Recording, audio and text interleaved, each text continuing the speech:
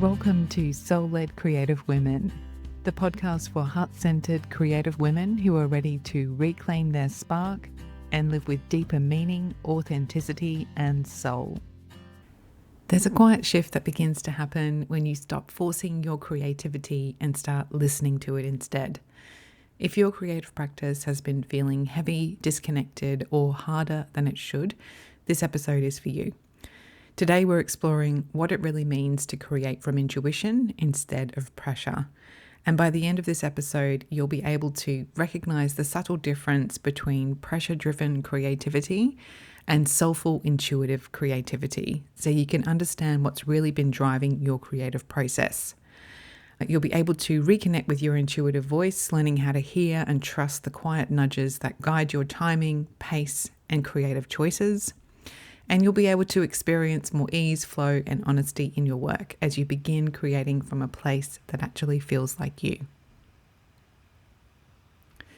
There's a moment that many creative women quietly experience when they're showing up, they're creating, they're doing all the things they believe they should be doing, and yet something feels off.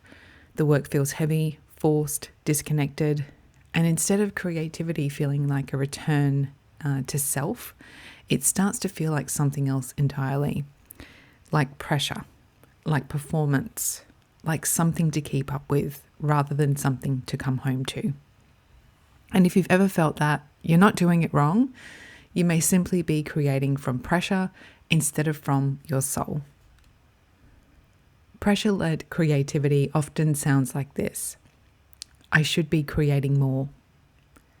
I need to be more consistent. I have to finish this. This needs to be good. What will people think? It's driven by outcome, expectation, external timelines, and often fear. From the outside, it can look productive. It can even look successful, but internally it disconnects you from your truth because your creativity becomes something you're trying to control rather than something you're in a relationship with. Soulful creativity feels very different. It doesn't shout, it whispers. It doesn't rush, it invites. And often it sounds like something much simpler, much quieter, much more honest.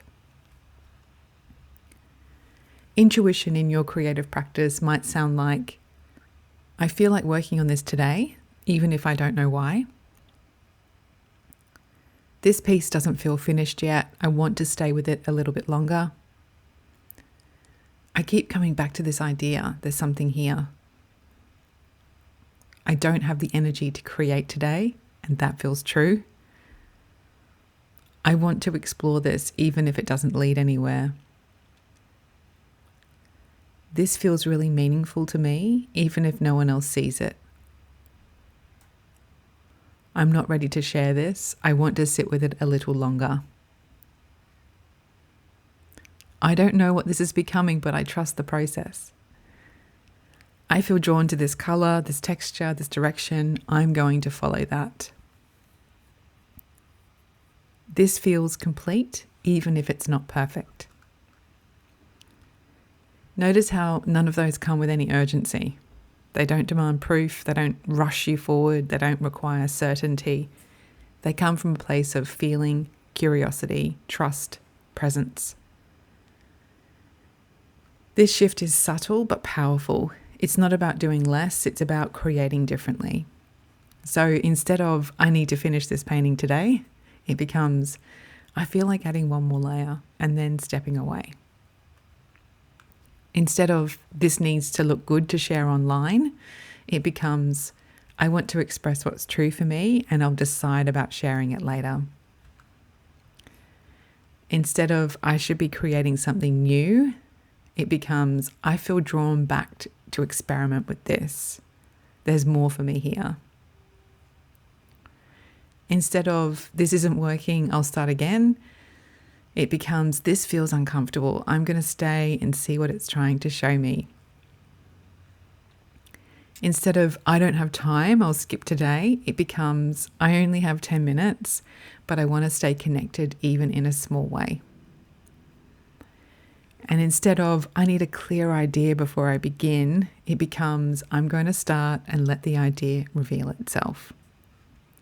These are the kinds of shifts that reconnect you, not just to your creativity, but to yourself.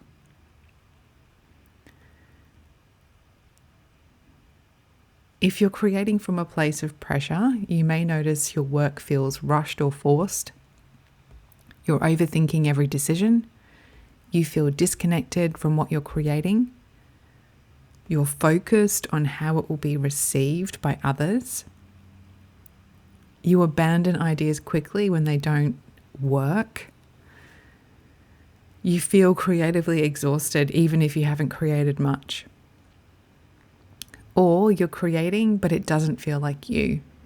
And that's often the biggest sign.